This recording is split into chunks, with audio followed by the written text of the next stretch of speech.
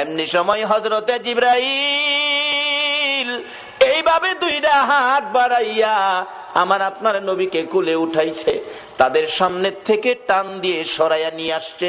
উহুদ পাহাড়ের মাঝামাঝি, নিচ থেকে দেখা যায় না এমন একটা জায়গায় নিয়ে জিবরাইল নবীরে কোলে লইয়া ডাকতেছে, ও উহুদের পাথর, উহুদের পাহাড় রে, দেখ যেই নবী না হইলে তোরা হইতে না, আমি হইতাম না, কুল কায়নাত হইতো না। এই নবীরে মারতে মারতে কি অবস্থা করেছে, নবী বেহুশ, জ্ঞান ফিরে না, একটু বিছানার ব্যবস্থা করে দে, আল্লাহর বন্ধুকে শুয়াইয়া রাখি। জিবরাইল বলেন, এই বলে ডাক দেওয়ার সঙ্গে সঙ্গে দেখি লম্বা একটা পাথর ফাইটা তুলার মতো নরম বিছানা হইয়া যায়। জিবরাইল এই বিছানার মধ্যে আমার আপনার নবীকে শুয়াইয়া মাথার পাশে বসে আছে, নবীজির জ্ঞান ফিরে না।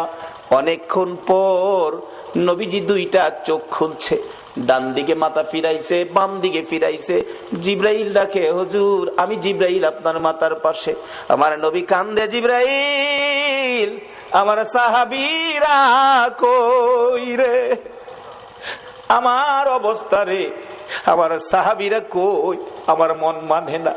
জিবরাইল বলেন, ইয়া রাসূলুল্লাহ আপনার দান দান মোবারক শহীদ, মাথার লোহার টুপি ভেঙ্গে টুকরা ভিতরে, বেহুশ ছিলেন, উপরে নিয়ে আসলাম, সাহাবীদের খবর পরে নিবেন। হুজুর আমি জিবরাইল আপনার ব্যথার রিপোর্ট গুলো আল্লাহর দরবারে পৌঁছে দেওয়ার জন্য আমি অপেক্ষায় আছি। হুজুর বলুন দাঁত ভাঙ্গা ব্যথাগুলো কেমন লাগে, আমি আল্লাহর কাছে পৌঁছাবো। হুজুর বলুন মাথা ভাঙ্গা ব্যথা কেমন লাগে, আমি আল্লাহর কাছে পৌঁছাবো। আমার নবী কান্দে, জিবরাইল দাঁত ভাঙ্গা ব্যথা কেমন জিগাইলি, মাথা ভাঙ্গা ব্যথা কেমন জিগাইলি, আমার গুনাহগার উম্মতের ব্যথা কেমন রে জিগাইলি না। জিবরাইল শুনো, দাঁত ভাঙ্গা ব্যথা মাথা ভাঙ্গা ব্যথার চাইতে রে আমার গুনাহগার উম্মতের ব্যথা বেশি। যেই নবী এত ব্যথায় ব্যতীত হওয়ার পরেও নিজের ব্যথা গোপন করে উম্মতের ব্যথা প্রকাশ করে, বলুন এই নবীর কথাগুলো মানা আমাদের দরকার আছে কিনা? মানলে জান্নাতি, না মানলে দুজকি, মানলে আবু বকর, না মানলে আবু জাহেল। সুজা আওয়াজ, মানলে আবু বকর, না মানলে আবু জাহেল। আপনারা কি আবু বকর হবেন না আবু জাহেল হবেন? আবু বকর হইতে পারলে লাভ হবে না লস হবে? কিন্তু আবু বকর হইতে পারলে নবীর কথা মাইন্না হবেন না না মাইন্না? হায় হায়, নবীজির কথা আবু বকর কিভাবে যে মানতেন, অক্ষরে অক্ষরে মানতেন। আপনারা জানেন, এটা পুরাণ কাহিনী, নবীজি হিজরত করবেন 6 মাস আগে বলছে, 6 মাস পরে ডাক দিয়া দেহে আবু বকর রেডি। আবু বকর তুমি ঘুমাও নাই? হুজুর 6 মাস আগে যে বলছিলেন তার থেকে 6 মাস পর্যন্ত একটা রাত্রেও আমি বিছানায় পিঠ লাগাই না। কিভাবে মানছে? আর আমরা সুদ ছাড়তে পারলাম না, ঘুষ ছাড়তে পারলাম না, মিথ্যা কথা ছাড়তে পারলাম না, মা বাবার সাথে বেঈমানি পারলাম না ছাড়তে, পারলাম না ক্ষেতের লাইল কাটা বন্ধ করতে, পারলাম না চুরি করা বন্ধ করতে, পারলাম না মানুষের সাথে ভালো ব্যবহার দেখাইতে। আল্লাহ বলছে নবীর কথা মানতেন। নবীর কথা মানলে আবু বকর, আপনারা কি সেই নবীর কথা মানতে রাজি আছেন? নবীজির পক্ষ থেকে 2টা চিঠি আপনাদের কাছে আমি রাখতে চাই, 2টা চিঠি নবীর পক্ষ থেকে। আচ্ছা বলুন, নবীর চিঠির দাম আসেনি? বাবা যুবক রে, আজকাল তো দিনে সমাজে দেখছি বন্ধুর সিডি আইলে বন্ধুর সিডি ফাইলে হ্যাঁ রাত্রে দিনে 4 বার করে পড়ে বন্ধুর সিডি, আর বান্ধবী ফাটাইলে তো হ্যাঁ দরজা বন্ধ করে পড়ে। কিন্তু নবী যে এত কষ্ট করে কতগুলো চিঠি আমাদেরকে দিয়ে গেলেন, একদিন তো নবীর সিডিটা কইলা বললেন না। 2টা চিঠি আপনাদের সামনে রাখলাম। একটা হলো কাফাবিল মাউতি ওয়াইজান, উম্মতেরা রে, সবচেয়ে একটা ওয়াজ তোমাদের জন্য যথেষ্ট হবে, তোমার মৌতের কথাটা তুমি স্মরণ রাখো।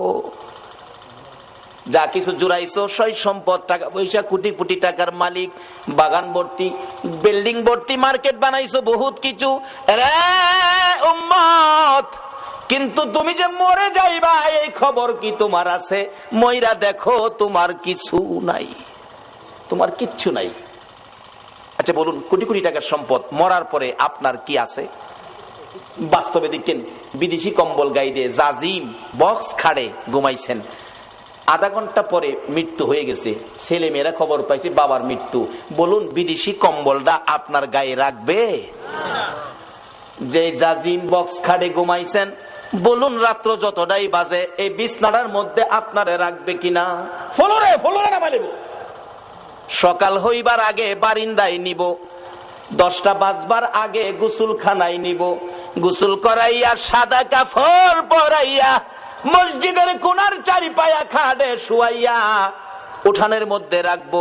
বলুন সাদা কাফন পরে এই খাটের মধ্যে শুয়ার পরে এই জগতে আপনার আর কি আছে?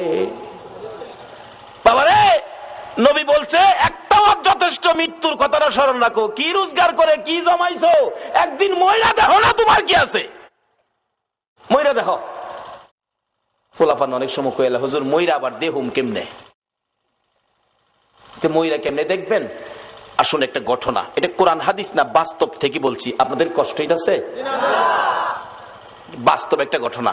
এক বেচারা কোটি কোটি টাকার মালিক, বড় লোক, অনেক কিছু, হ্যাঁ, বাড়ির সামনে বসে বসে খালি গর্ব করে, আমার মতো এই এলাকায় কার কি আছে, আমার মতো কার কি আছে, আমার যা আছে গ্রামে কার কি আছে। এটা ভাই ছিল মৌলবী, মৌলবী ছোট ভাই ফিসাদা গিয়া কই, ভাই সাহেব খালি কোন কার কি আছে আপনার মতো? আমি হিসাব করে দেখছি আপনার কিচ্ছু নাই। বড় ভাই তোরে মৌলবী বানাইলাম না, একটা ব্যাককল বানাইলাম। আরে আমি যে আসন্ডাত বসি বিকালে, এই আসন্ডাত কয়েক গ্রাম জুড়ে আছে, আমার পুকুরে যে মাছ আছে এই মাছের পয়সা সারা গ্রামের আছে, বাড়িঘর তো রাজকীয় পরিবেশ। কি করছ তুই? মৌলবীকে আমার ব্যাককল কইলেন? আচ্ছা সুযোগ পাইলে বুঝামু, আমি ব্যাককল না আপনি ব্যাককল। গত 14 বৈশাখে একটা ঘটনা গেছিল, জমিতে ধান বাইরে ছিল, ভিতরে চাউল নাই। এটা কি বাউনি আইসিন? সারা বাংলাদেশে ছিল এরকম, কোন কোন জমিতে ধান বাইরেছে ঠিক, ভিতরে চাউল নাই। কিন্তু এই বেচার তো অনেক জমি জমা। মৌলবীকে, ভাই সাহেব আপনার অনেক জমি, ধান বলে বাইরেছে, ভিতরে চাউল নাই, একটু দেহুন দরকার না? হুনতাছি তো। গিয়া দেখে ঠিক হই, ধান আছে চাইল নাই। ভাই সাহেব এই জমির তো কোনো দাম নাই, জমি আছে ভিতরে কিচ্ছু নাই, তের এটাতে কি করবেন? ঠিকই কইছ। অহন মৌলবীকে কিছুটা সাইজে আইছে। ভাই সাহেব আমি ব্যাককল একটা কথা কইলে শুনবেন কি? শুনলে কমু কও। আপনি ক্ষেতের আইলো শুয়ে যাইবেন, আমি সাদা একটা চাদর দা আপনারে গুইরা কাছে বইয়া কান্দুম, আমার বড় বাইরে সাপে কেটে মাইরা লিছে, কিন্তু আমি না কোয়া পর্যন্ত আপনি উঠতারতেন না। কি হইব কইরা পরে বুঝছেন। যা তুই কইছস ছোট ভাই মৌলবী, দেখি কি হয়। চাদর দা ঘুরছে, সাদা চাদর দিয়া কান্তাছে মৌলবী কাছে বইয়া। মৌলবী কান্তাছে কাছে বইয়া, মৌলবী কি মিছা কথা কইব? আমার বাইরে সাপে কেটে লাইছি গো, বাইরে বাইরে লাইছে। লোকজন দৌড়াদৌড়ি করে, হায় হায় হায়, লোকটা কোটি কোটি টাকার মালিক ছিল, আজকা খেতে রাইলো ফিরে লইছে। আরেকজনকে খালি খেতে রাইলো না, ও আজকা তো কবরও যাইবো একবারে খালি হাত, কিচ্ছু নি তার তো না। যে এই খালি এই কথাটাই কয়, কবরে যাইবো খালি হাত। আচ্ছা এই ভদ্রলোক সব শুনতাছেনি? বাবারে, মরার আগে মহিলা দেখো এই দেশে কি তোমার আছে। হগলে একটা কথাই কয়, কবরে যাইবো খালি হাত।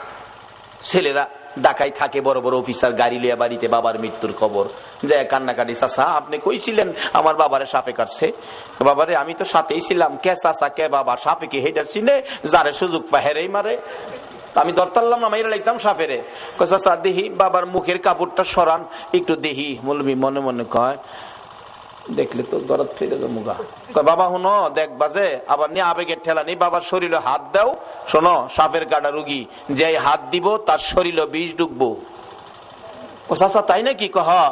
তাইলে ডাইকে রাখেন।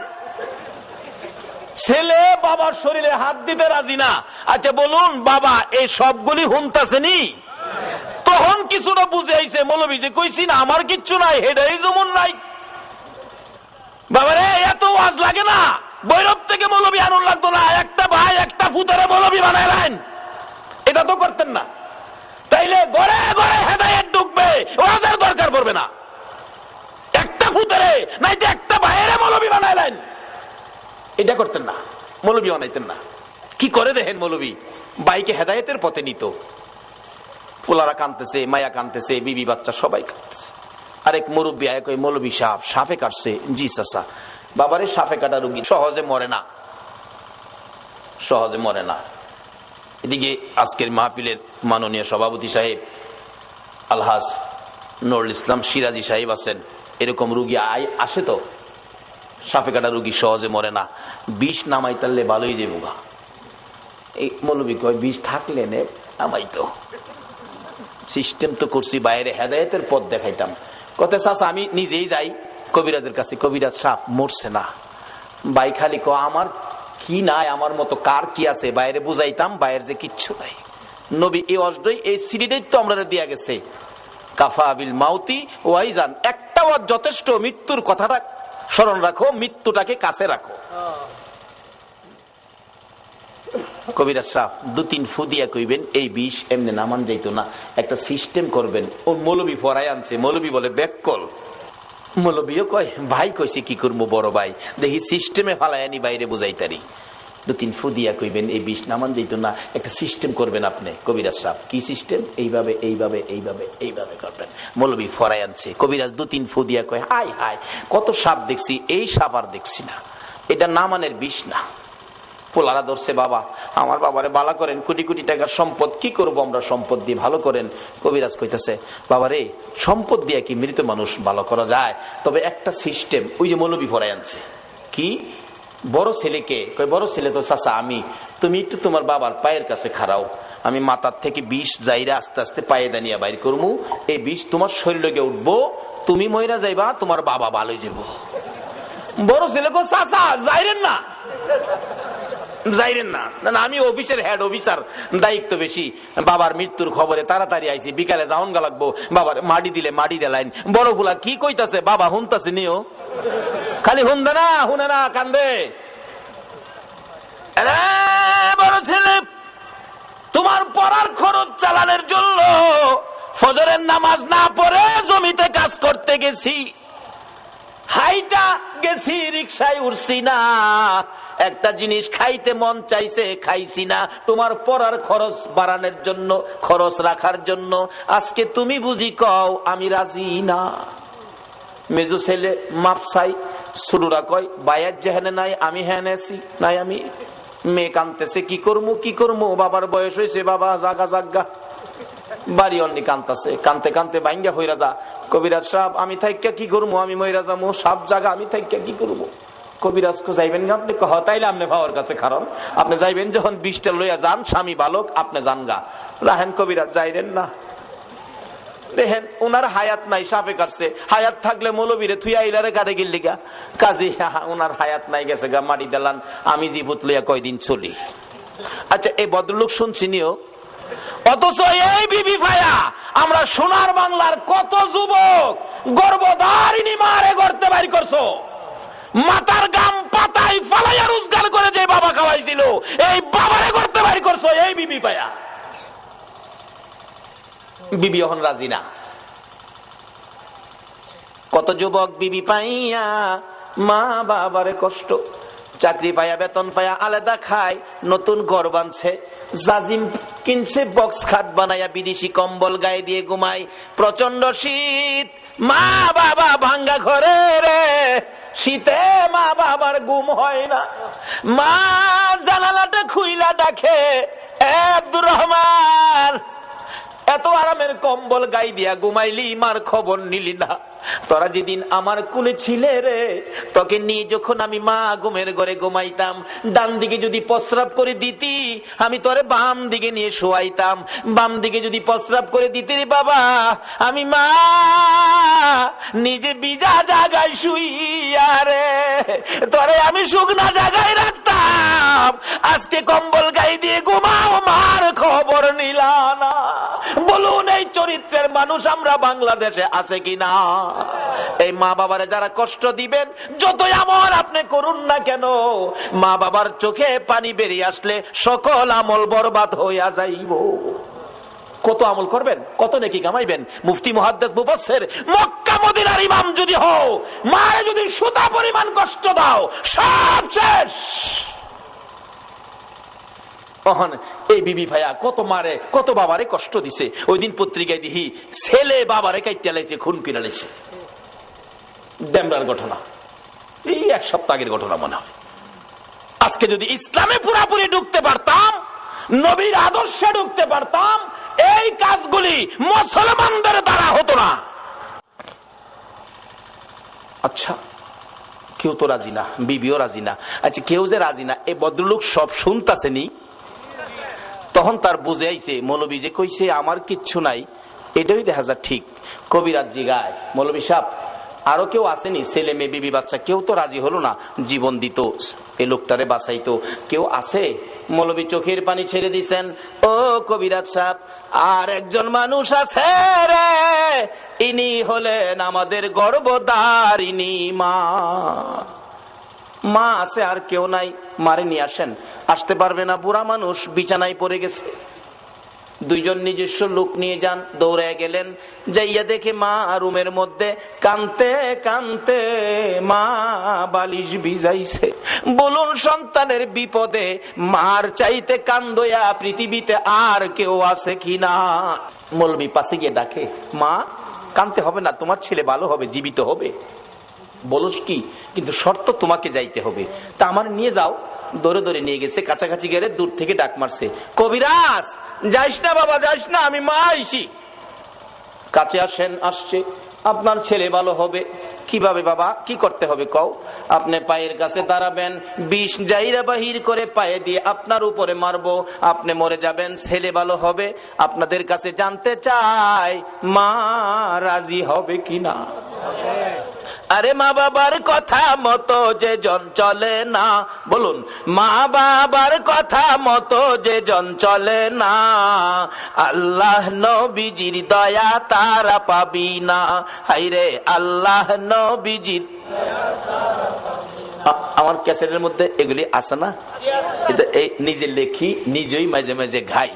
যাই হোক, বলতেছিলাম একজন রাজি, বলুন এই লোকটাকে, সবাই বলুন লোকটাকে মা। বাবা আমি রাজি, তবে শর্ত আমি দাঁড়াইতে পারি না বাবা কবিরাজ, আমি বসলে হইবনি? হ্যাঁ বসতে হবে। আমি বসে গেলাম, দে সারা বিষ আমি মায়ের কলিজাই ধে। আচ্ছা এই ভদ্রলোক শুনছিনি কে আপন?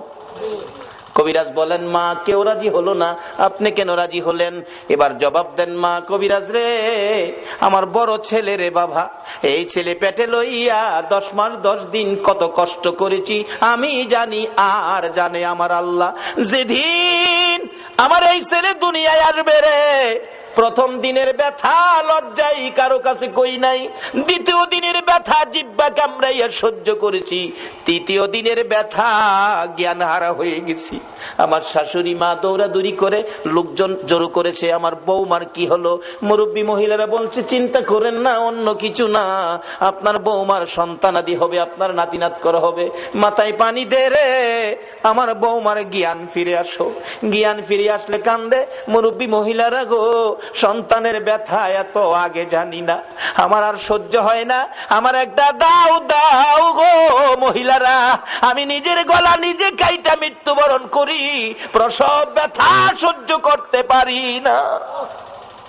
রে কবিরাজ, আমি দেখেছি মুরব্বী মহিলারা দাও জাতীয় জিনিসগুলো ঘরের বাইরে ফালাইয়া দিয়া দরজা বন্ধ করে দিয়েছে।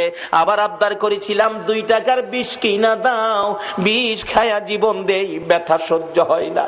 মহিলারা আমার মাথায় হাত বুলাইয়া সান্ত্বনা দিয়ে বলতো, মা গো পাগলামি করিস না, সন্তানের মা হইতে এই কষ্ট আমরাও করছি রে মা, এই কষ্ট ছাড়া সন্তানের মা হওয়া যায় না। এই মারে যারা কষ্ট দিছো, নামাজ রোজা হজ যাকাত মুফতি মুহাদ্দিস মুফাসসির মক্কা মদিনার ইমাম হইয়াও আল্লাহর জান্নাতে যাওয়া হবে না। মরতে যখন হবে, আসুন বাবারা নবীর কথা মাইনা আদর্শের মধ্যে ঢুকি, এই রোগগুলি পরিষ্কার করি। ডাকতেছে মা, মা গো আল্লাহরে ডাকো, আল্লাহ আল্লাহ করো, দেখো আল্লাহ 2 জায়গায় করে দেয়। ওই মহিলা ডাকতেছে, কবিরাজ রে ব্যথা অসহ্য, চিৎকার মারতাম আল্লাহ গো কইয়া। আমার আল্লাহ বলেন, ফেরেশতারা রে, আমার পক্ষ থেকে বাজেট গুলো দিয়ে দিলাম রে, যেই মহিলা প্রসব ব্যথার যন্ত্রণায় আমার আল্লাহ কইয়া ডাক দিবে, এক একটা ডাকের বিনিময় এক একটা কবুল হজের সওয়াব আমি আল্লাহ দান করে দিলাম।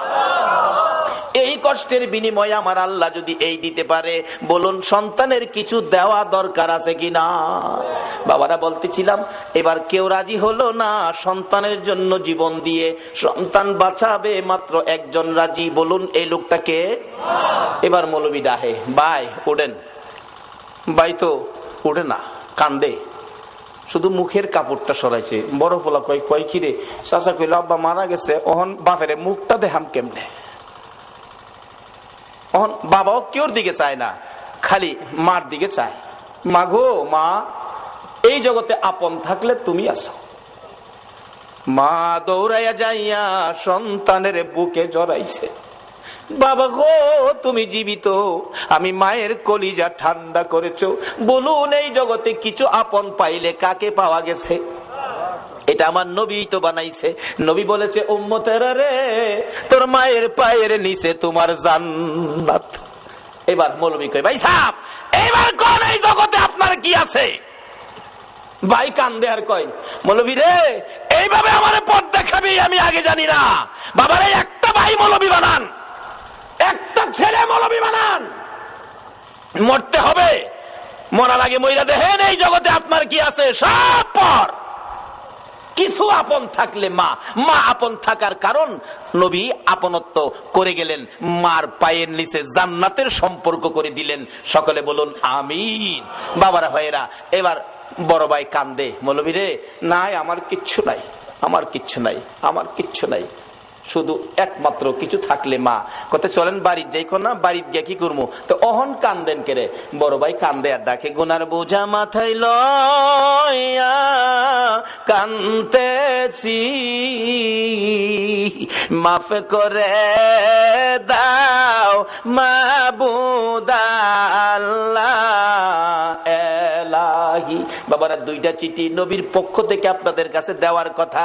একটা চিঠি হলো কাফা বিল মাউতি ওয়াইজান, মৃত্যুটাকে স্মরণ রাখো, যথেষ্ট ওয়াজের দরকার নাই। আরেকটা চিঠি হলো আমার নবী আপনাদের উদ্দেশ্যে দিয়েছে আদ-দুনিয়া ও মাজরাতুল আখিরা, দুনিয়াটা হলো আখিরাতের বাজার। আমি আপনাদের কাছে জানতে চাই নবীর চিঠি মাফিক, নবীর চিঠি হিসাব করে আখিরাতের জন্য কে কি বাজার করেছেন, কে কি রোজগার করেছেন। আমার নবী যেদিন বলেছে দুনিয়া আখিরাতের বাজার, সাহাবীরা জড়ো হইয়া প্রশ্ন করে নবী গো আমরা কিভাবে বাজার করলে লাভবান হব? আমার নবীর সাথে সাথে আরেকটা চিঠি সামনে পেশ করে দিলেন, সাহাবীরা রে আসসালাতু মিফতাহুল জান্নাহ, এই নামাজ ধরো, নামাজটা তোমাদের আখিরাতের জন্য জান্নাতের চাবি হিসাবে পাবি। লম্বা ঘটনার সংক্ষেপ করে দিলাম। নবীর কথা যারা মানে গো, দেখুন না নবীর সাহাবীর জীবনী, যার নাম কিতাবে লেখে হযরত আব্দুল্লাহ আনসারী, দৌড়ায় বাড়িতে গেছে, বিবি গো ও বিবি, নবী বলেছে নামাজ বলে জান্নাতের চাবি, বল নামাজ পড়বে নি, নামাজ আদায় করবে নি। বিবি একটা চিৎকার মারছে, স্বামী নবী যদি বলে থাকে, আল্লাহু আকবার বলো, কে বলে থাকে? কে? মদিনার মহিলারা পর্যন্ত আমার নবীর কথার মর্যাদা দিত। মসজিদে নববীতে, ও মসজিদের পক্ষের বাইরা কারা গো মসজিদ সামনে রেখে মাহফিলের আয়োজন করেছেন? মসজিদে নববীতে যখন জামাতের সময় হইতো, আব্দুল্লাহ আনসারী ওই একটা কাপড় নিজের পরনে লাগাইয়া ঘরের ভিতরে গর্ত করেছে, গর্তের মধ্যে বিবিকে উলঙ্গ করে বসাইয়া দরজা বন্ধ করে মসজিদে নববীতে যাইয়া পিছনের কাতারে নামাজে শরীক হইয়া, নামাজ যখন শেষ হয়ে যাইতো দৌড়াইয়া বাড়ির দিকে যাইয়া কাপড় খুলে বিবিরে দিত, নিজে গর্তের ভিতরে বসতো, বিবি নামাজ আদায় করত। এইভাবে দুইজনে মিলে এক কাপড়ে নামাজ পড়ে, কোনদিন নামাজ ছাড়ে না। আর আমরা ঘরে সুকেস ভর্তি কাপড়, আমরা নামাজ পড়ি না। সাহাবীরা কিছু গুনগুন করে, আব্দুল্লাহ আনসারী কিসের নামাজ পড়ে? দৌড়ায় আসে, দৌড়ায় যায়, বুঝি না কি নামাজ পড়ে। নবীজি বলেন কি ব্যাপার, তোমরা কিসের সমালোচনা করো? হুজুর আব্দুল্লাহ আনসারী কি নামাজ পড়ে বুঝি না। রাসূল বলেন তোমরা সমালোচনা করো না, কেন দৌড়ায় আসে, কেন দৌড়ায় যায়, আমি নবী তদন্ত করব। সমালোচনা মুসলমানদের আদর্শ নয়, সমালোচনা ইসলাম নয়। নবী নিজেই গেছেন, যে আব্দুল্লাহ আনসারী ঘরের দরজায়, আব্দুল্লাহ আনসারী মতান্তরে সালাম দিলেন। আসলে কোন মুসলমানের ঘরে ঢুকতে আগে সালাম দিবেন, একবার দুইবার তিনবার, সালামের জবাব নাই, চলে আসবেন, মনে করবেন ঘরে কেউ নাই, চলে আসবেন। অনেক দিনের মুসলমানদের আচরণ হলো ডাক দিলে মালিক ভাই বাড়িতে আছেন, মালিক ভাই, কেউ যদি জবাব না দেয় লগের টারে কই ভাই যখন বাড়িত না লো বাবির দেখতে যাই, ভাই বাড়িত না, হ্যাঁ বাবিরে দেখতো যা, কই পাইলা তুমি বাবি দেখার অনুমতি? আল্লাহ বলছে আমানু দুখুলু ফিস সিলমি কাফার মধ্যে ঢুকো। নিজে পর্দায় থাকুন, অন্যকে পর্দায় থাকার পরামর্শ দেন। বলতেছিলাম, এবার নবীজি সালাম দিলেন, আসসালামু আলাইকুম, আসসালামু আলাইকুম, আসসালামু আলাইকুম, 3 বার সালাম, জবাব নাই। নবীজি চলে আসতেছে।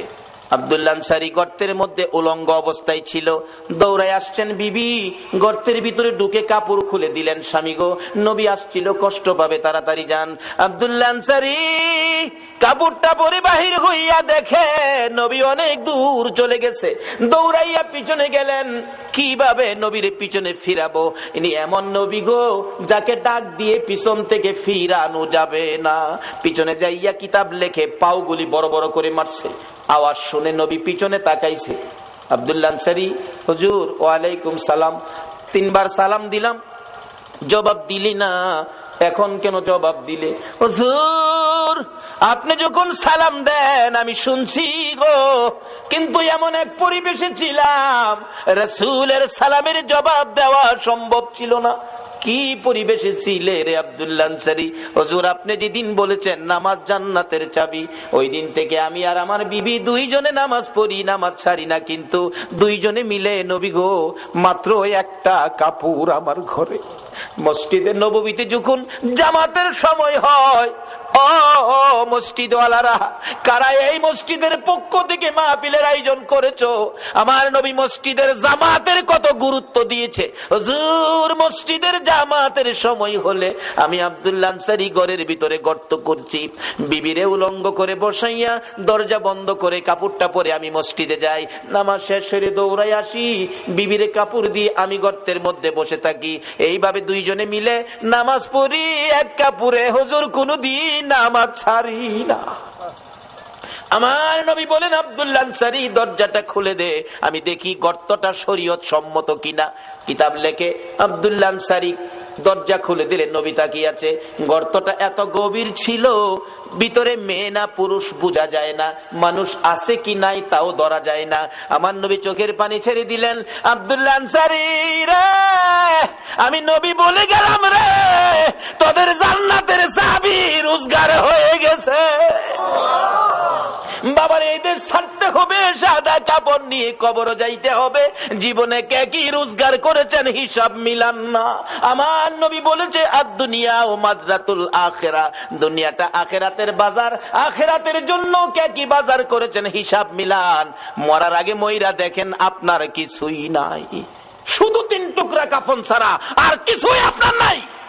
সব সম্পদ ছেলেমেয়েরা বাদ করে নিয়ে যাবে। নবীজি চোখের পানি ছেড়ে ঘোষণা দিয়ে গেলেন, ও আব্দুল্লাহ আনসারী তোদের জান্নাতের চাবি রোজগার হয়ে গেছে। পিছে পিছে যাইতেছে নবীজির আগায়া দেওয়ার জন্য। রাস্তায় উঠে যাবে, বাড়ির সীমানা শেষ। আমার নবী দেখে ছোট্ট ছোট্ট 2টা বাচ্চা একটা খেজুর গাছের গোড়ার মধ্যে এইভাবে বাচ্চা 2টারে গাছের সাথে বাইদা রাখছে। বাচ্চাগুলো কানতে কানতে জামা কাপড় ভিজে গেছে। আমার নবী পাশে দাঁড়াইয়া ডাক দিলেন, ও বাচ্চারা তোমাদের এই কষ্ট কারণটা কি? বাচ্চাগুলো কান্দে, হুজুর রাস্তা দিয়ে কত মানুষ যায় গো, আমরা কেউ জিগায় না।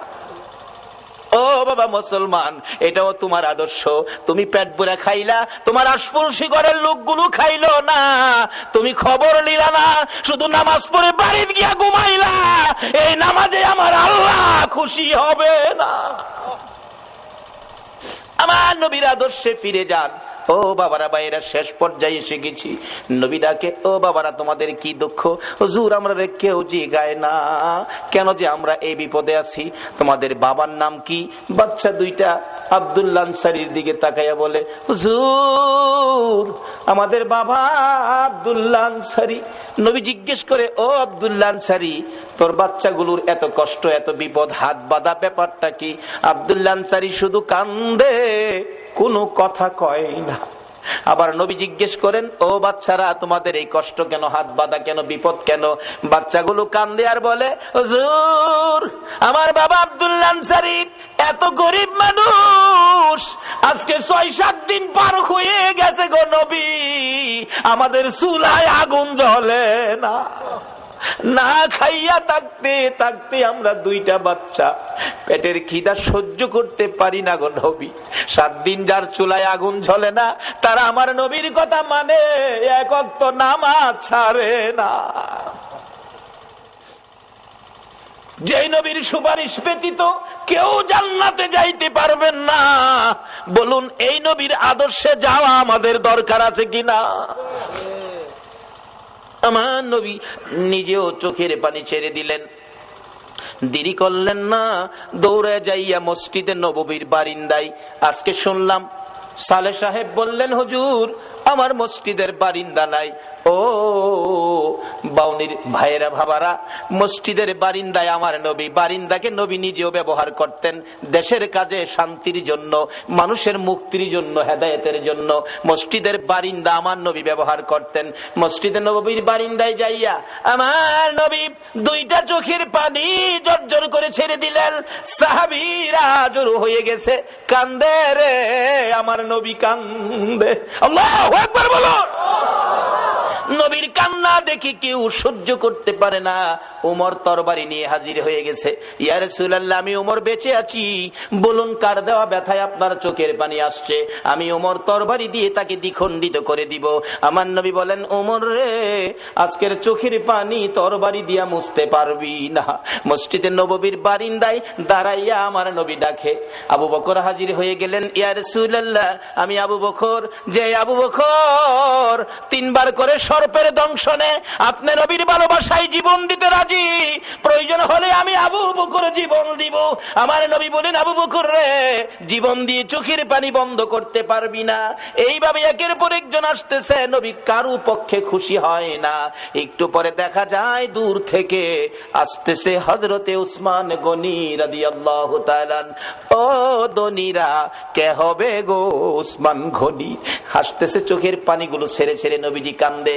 উসমান গনি ডাকতেছে, হুজুর আমি উসমান গনি আসলাম। নবী গো, বলুন কিসের বিনিময় চোখের পানি মুছা যাবে? আমার নবী এইভাবে দুইটা হাত বাড়াইয়া ডাক দিলেন, উসমান গনি রে আয়, আমি নবী তোর দিকে তাকাইয়া রইছি। মসজিদের নববীর বারিন্দায় আমার নবী উসমান গনির দিকে তাকিয়ে আছে।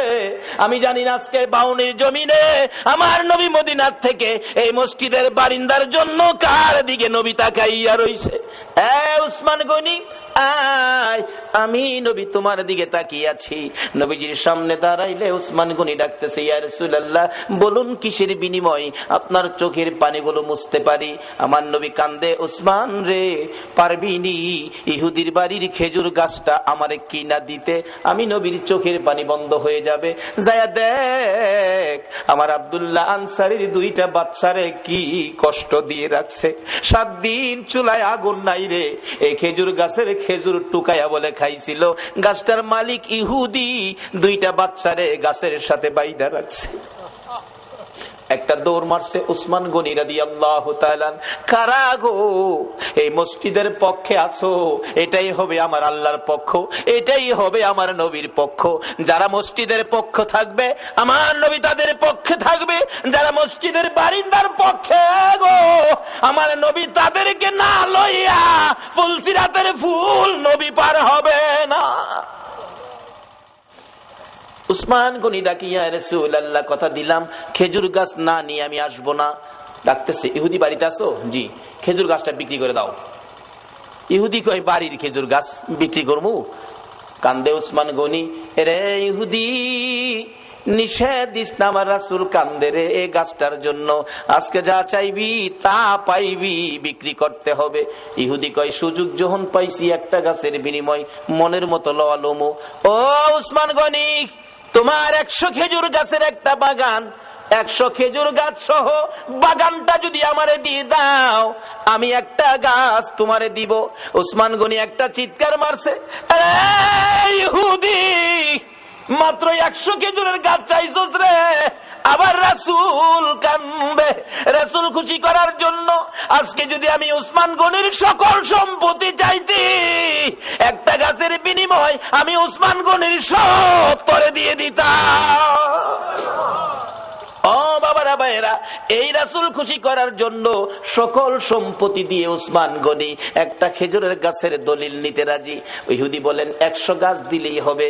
100 গাছের দলিল দিলেন উসমান গনি, একটা গাছের দলিল দিলেন ইহুদি। এই দলিল নিয়ে রাসূলের সামনে হাজির। আমার নবী চোখের পানি জর্জর করে ছেড়ে দিলেন। উসমান গনি রে, আমি কথা দিলাম রে, তোরে না লইয়া আমি নবী জান্নাতে যাব না। বাবারা ভাইয়েরা, এই নবীর কথা কার কাছে ভালো লাগে? কে নবীর পক্ষে থাকতে রাজি? মসজিদ আল্লাহ খুশির ঘর, মসজিদ আল্লাহ পাওয়ার ঘর, মসজিদ জান্নাত পাওয়ার ঘর, মসজিদ গুনাহ মাফের ঘর। এই মসজিদের বারিন্দার জন্য আমি আপনাদেরকে নিয়ে দোয়া করব। দোয়ার আগে 5টা মিনিট অনুরোধ হলো, আমি আপনাদের মেহমান, কেউ উঠবেন না। যদি উঠেন আমি কষ্ট পাবো। মোহব্বতে আর একটু দুরূদ শরীফ পড়ুন। আল্লাহুম্মা সাল্লি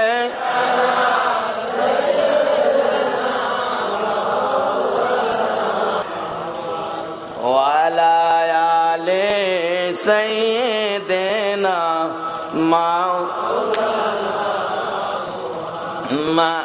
আল্লাহুম্মা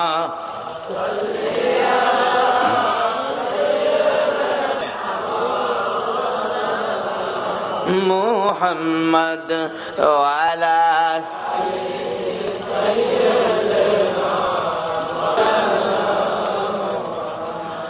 নবীর মায়া ছেড়ে মানুষ কোথায় আছো বুঝি না, তোমার মায়ায় কান্দে নবী, তোমার মায়ায় কান্দে নবী, শুয়ে সোনার মদিনা। আল্লাহুম্মা সাল্লি সাইয়্যিদিনা মাওলানা মুহাম্মদ ওয়া আলা আলি সাইয়্যিদিনা।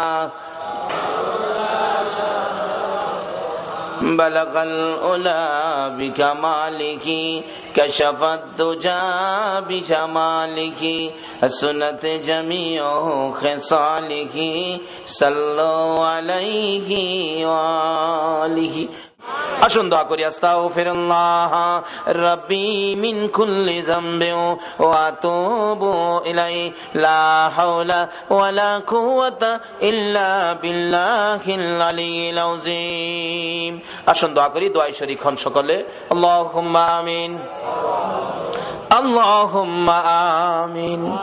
রব্বানা যালামনা আনফুসানা ওয়া ইল্লাম তাগফির লানা ওয়া তারহামনা লানাকুনান্না মিনাল খাসিরিন।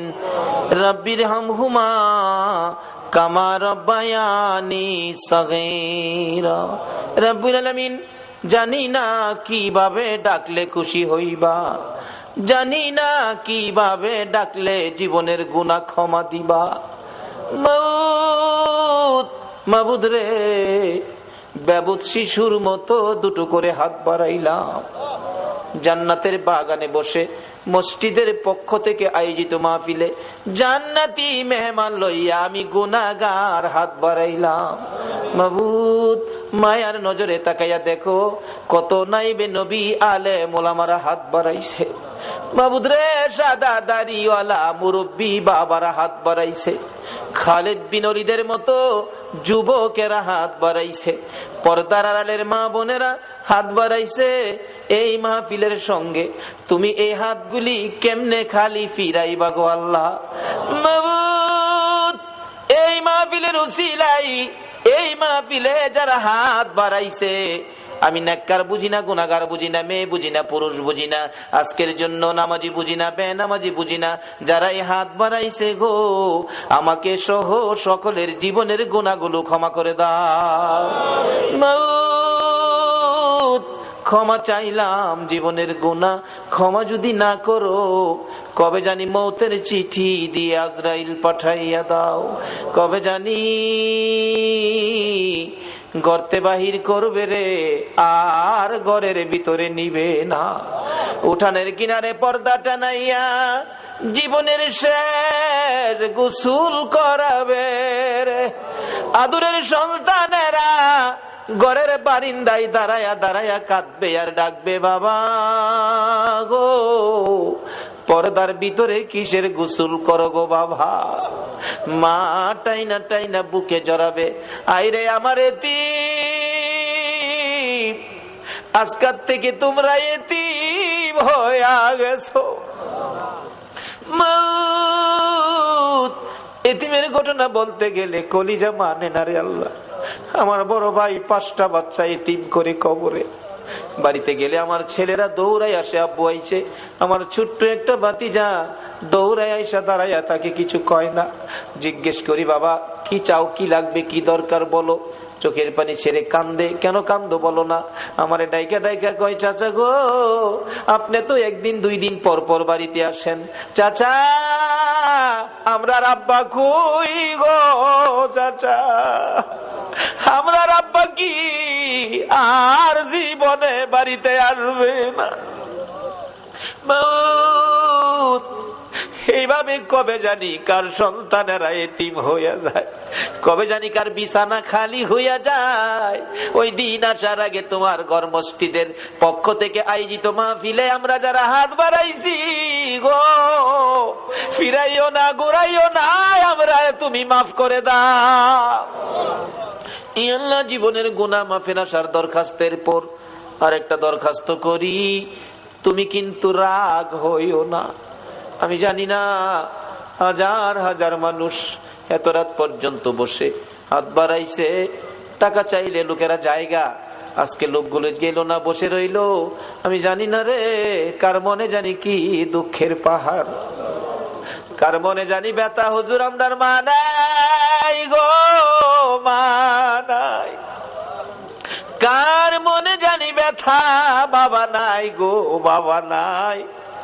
যেই বাবা মাতার গাম পাতাই ফালাইয়া রোজগার করে মানুষ করেছে গো, যেই বাবা জমি জামা সই সম্পদ জুড়াইয়া আজকে বাবা দুনিয়ায় নাই। হুজুর বাবা কত আদর করতো গো, শেষ বয়সেও বাবা বাজারে গেলে জগ ভর্তি দুধ কিনতো, 2 কান্দা 3 কান্দা কলা লইতো, আমের সিজনে 15 কেজি 20 কেজি আম লইতো।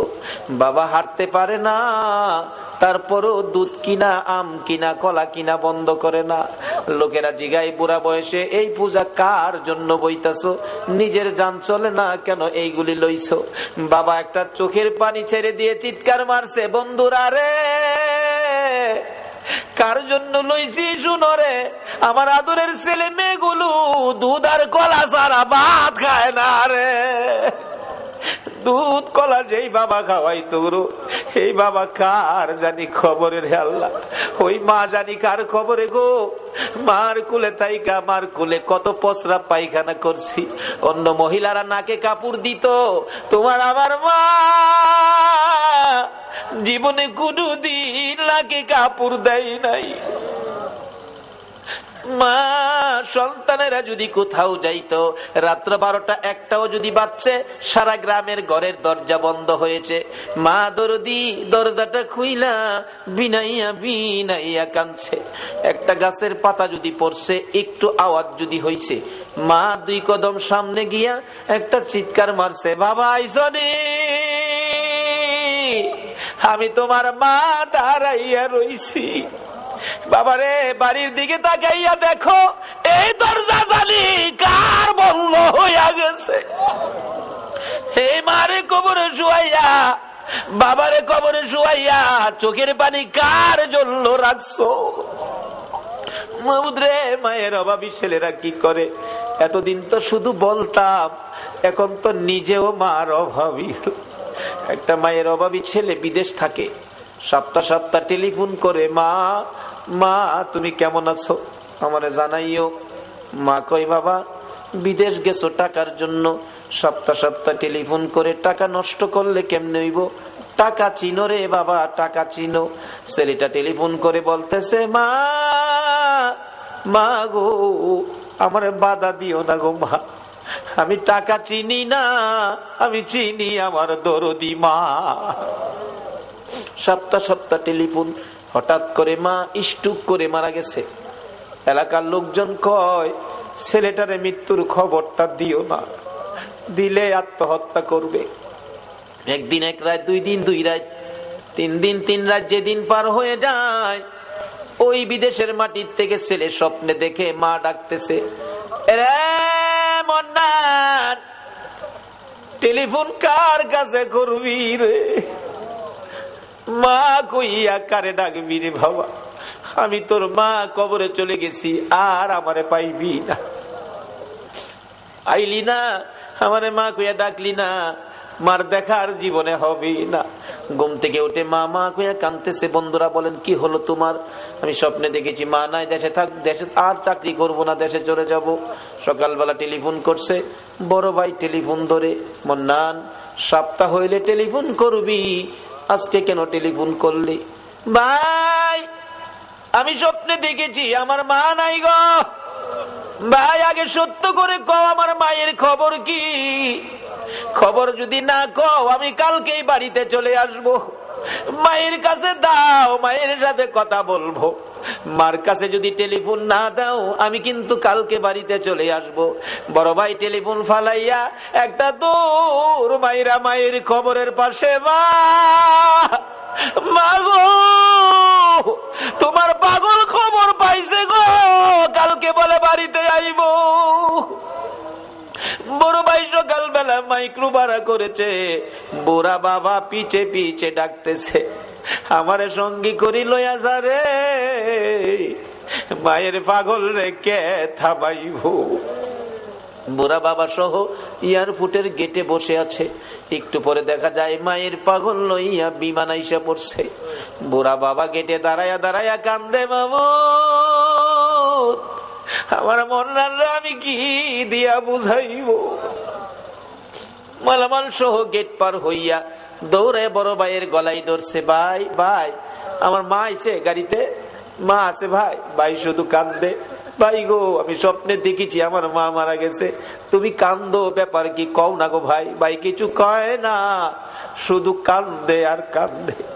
দৌড়ায় বাবার পায়ে পড়ে গেছে, বাবা বাবা আমি স্বপ্নে দেখেছি মা নাই, তাড়াতাড়ি চলে আসছি, ব্যাপার কি, খবর কি কও না। বাবা ধৈর্যের সহিত বলতেছে, মন্নান আয় গাড়িতে, বাড়িতে যায় দেখবি তোর মা কেমন আছে। গাড়ি টান দিলে একটু পরে বলতেছে, মন্নান বাবা গো মা মরে গেছে, স্বপ্নে দেখে চলে আসছি, কিছু আনতে পারি নাই, শুধু মায়ের জন্য একটা স্বর্ণের চেন আনছি গো বাবা, এই চেনটা তুমি মার কাছে বুঝাইও। বাবা কান্দে, মাউ এই চেন আমি কার হাতে দিব? মন্নান রে এই চেনটা তোর কাছে রাখ, তুই তোর মার হাতে বুঝাইয়া দিস। বাড়ির কাছাকাছি মাইক্রো গেলে দূর থেকে মন্নান তাকাইয়া দেখে বাড়ির গেটের সামনে রে শত শত মহিলারা কান্দে, একজন আরেকজনকে ডাকতেছে, দেখা যায় রে মায়ের পাগল আইসা পড়ছে। মোল্লাল বারবার জিজ্ঞেস করে, বড় ভাই এত মহিলা কান্দে, ব্যাপার কি, কি হয়েছে নতুন করে? কিন্তু বড় ভাই গো এত মহিলা কান্দে, আমার মারে তো দেখা যায় না। বড় ভাই আর কথা কয় না। গাড়িটা থামলে দরজাটা খুলছে, মন্নান তাকায়া তাকায়া দেখে মা কই, মারে দেখা যায় না। অন্য মহিলারা গাড়ি ঘেরাও করে ডাকে, মন্নান আইসো, মা কইয়া কারে ডাকবি রে? মন্নান গাড়ির থেকে নাইমা দরজাটা খুলে গেটে দাঁড়াই একটা চিৎকার মেরে ডাক মারছে, মা মা মা তোমার পাগল আইছে গো মা। কে দিবে ডাপে ডাকের জবাব? দৌড়াইয়া বাড়ির ভিতরে ঢুকছে। যেই রুমে মা থাকতো রুমের দরজায় ডাকতেছে, মা তুমি কি অসুস্থ, কেন দরজা খুলো না? ধাক্কা দিয়ে দরজাটা খুইলা দেখে রে মায়ের বিছানা চিরতরে খালি। মার বিছানা খালি বালাইয়া কে জানি হাত বাড়াইয়া কান্দে রে আল্লাহ। বাবার বিছানা খালি, কে জানি হাত বাড়াইয়া কান্দে। এই চোখের পানি দেখলে তোমার মায়া লাগেনি? তোমার দয়া লাগেনি। আর দেরি করো না, এই মুহূর্তে ওই সকল মা বাবার কবরগুলো জান্নাতের বাগান বানাইয়া দাও। আল্লাহ গো, মা বাবা যার দুনিয়াতে আছে হায়াত বাড়িয়ে দাও। মা বাবা কেমন জিনিস বুঝার তৌফিক ছেলে মেয়েদেরকে দান করে দাও। আল্লাহ দাদা দাদি নানা নানি শ্বশুর শাশুড়ি আলিয়া ওলাদ বংশধর ময় মুরব্বী পাড়া প্রতিবেশী খানদানবাসী মহব্বতী, খাস করে বাউনির জমিনের নিচে, এলাকার জমিনের নিচে, তামাম পৃথিবীর জমিনের নিচে যত মোমেন মোমেনাত ঘুমিয়ে আছে সকলের কবর জান্নাতের বাগান বানায়া দাও। আল্লাহ কাজ করে এই মসজিদের পক্ষ থেকে এই মাহফিলের আয়োজন যারা করেছে, মাহফিলে যারা সাহায্য সহযোগিতা করেছে, দূর দূরান্ত থেকে যারা মাহফিলে আসছে সকলের বংশধর্মই মুরব্বী যারা কবরে মাফ করে দাও। মাবুদ, আমাদের মধ্যে যারা অভাবী অভাব দূর করে দাও, আমাদের মধ্যে যারা বিমারি বিমার শেফা করে দাও, যারা ঋণগ্রস্ত আছে ঋণ থেকে উদ্ধার করে দাও, যারা বিপদে আছে বিপদ থেকে মুক্ত করে দাও, যারা নামাজি নামাজ কবুল করে নাও, যারা নামাজ পড়ে না নামাজের বুঝ দান করে দাও, যারা ব্যবসা করে ব্যবসায় বরকত দাও, যারা চাকরি করে পদোন্নতি দান করে দাও, যারা গৃহস্থী করে জমির ফসলে বরকত দাও, যারা বিদেশ থাকে অনেক বিদেশি ভাইদের বাবা দুয়ার দরখাস্ত করছে গো আল্লাহ, বিদেশি সকল ভাইদেরকে তুমি হেফাজতে রাখো গো আল্লাহ। যারা বিদেশ যাবে মনের আশা পুরা করে দাও গো আল্লাহ। পরীক্ষার্থীরা দোয়া চাইছেন, আল্লাহ গো মা বাবার মনে বড় আশা গো, ছেলেটা পাশ করে বাড়িতে ফিরে আসবে। আল্লাহ গো, সকল পরীক্ষার্থীদের মা বাবার কলিজা ঠান্ডা করে দিও গো আল্লাহ। আল্লাহ, সকল পরীক্ষার্থীদেরকে কামিয়াবি দান করে দিও গো আল্লাহ। যাদেরকে ছেলে মেয়ে দিয়েছো ছেলে মেয়েদেরকে নেক হায়াত দাও, অকালে মৃত্যু দিও না, মা বাবার কলিজায় আগুন জ্বালাইও না, ছেলে মেয়েদের মুখে এতিমের দাগ লাগাইও না, ছেলে মেয়েদের মা বাবার হায়াত বাড়াইয়া দাও। মাবুদ, জনাব বাদল ভাই খুশি হলাম, কত টাকা দান করলো, 1 কেজি লবণও চাইলো না, তোমার নবীর ভালোবাসা চাইলো। মাবুদ গো, বাদল ভাইয়ের মনের সকল আশা তুমি পুরা করে দাও। এইভাবে আরো যারা দান করেছে, যাই যেই নিয়তে দান করেছে, সকলের মনের আশা পুরা করে দাও গো আল্লাহ। মাবুদ গো, এই পর্যন্ত যারা কষ্ট করে তোমার নবীর আলোচনা শুনেছে, কোরআনের আলোচনা শুনেছে, সকলকে তুমি দয়ার নবী মায়ার নবীর স্বপ্নের দিদার দেখাইয়া দাও। মাবুদ রে, মাহফিল শেষে যারা যেখানে যাবে গো সহি সালামতে পৌঁছাইয়া দাও। যতগুলো দরখাস্ত করলাম মাহফিলের উসিলাই, দুরুদের উসিলাই, জিকিরের উসিলাই, সবগুলো তুমি কবুল আর মঞ্জুর করো গো আল্লাহ। আল্লাহ গো, এই মসজিদ বারিন্দার জন্য টাকা কালেকশন করা হয়েছে, আল্লাহ আরো যা দরকার তুমি কাকে পছন্দ করেছো জানি না, যাকে পছন্দ করেছো তার দ্বারা মসজিদের বারিন্দার কাজ আগামী বছর আইবার আগে তুমি শেষ করে দিও গো আল্লাহ। যাদের দ্বারা মসজিদের কাজ হবে শেষ হবে, সকলকে তুমি তোমার ঘরখানায় কাবা তোয়াফ করাইও গো আল্লাহ।